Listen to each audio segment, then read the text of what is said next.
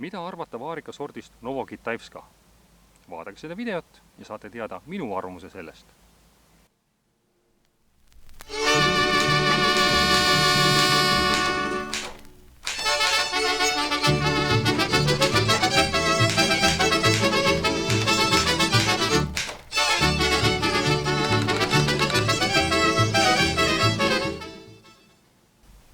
Novokitaivska on juba vana sort.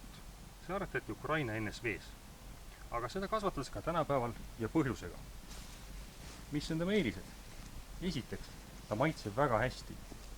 Parasjagu magus, ülimalt aromaatne ja lõhnab imeliselt. Parima maitsega vaarikas, mis ma saanud olen. Saak on väga hea.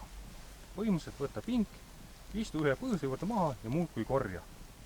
Enne saab ämber täis, kui teise kohta tuleb minna. Kolmandaks, saak valmib lühikese ajavahemiku jooksul.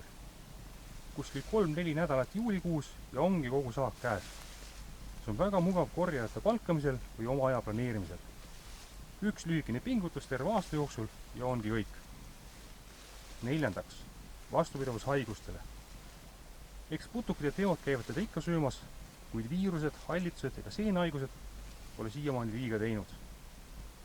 Viiendaks, vastupidavus külmale. On küll lõuna poolt toodud sort, kuid meie oludes siiski väga vastupidav. Ühelgi aastal pole minu istanduses külm Novokitaivska varsi ära võtnud. Aga mis on tema puudused? Esiteks, marjad on väiksemad kui teistel tänapäeva istanduse sortidel. Mida väiksem mari, mida kauem võtab korjamine aega.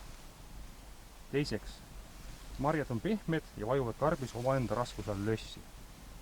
Kaubanduslik välimus on aga väga tähtis. Keegi ei osta marju maitse, vaid hoopis välimuse järgi. Kolmandaks, marjad on nõrgad ja kipuvad saagi raskuse all painduma ja murduma. Toestiku külge sidumine on hädavajalik. Neljandaks, saag valmib lühikese ajavahemiku jooksul. Oot, see oli ju eelis. Jah, kohati on see eelis, kui kogu saagi saab ruttu kätte. Aga kui soovite oma aiast pikema aja vältel marju saada, siis on see hoopis puudus. Kokkuvõttes on hea sort ja sobib meie tingimustesse.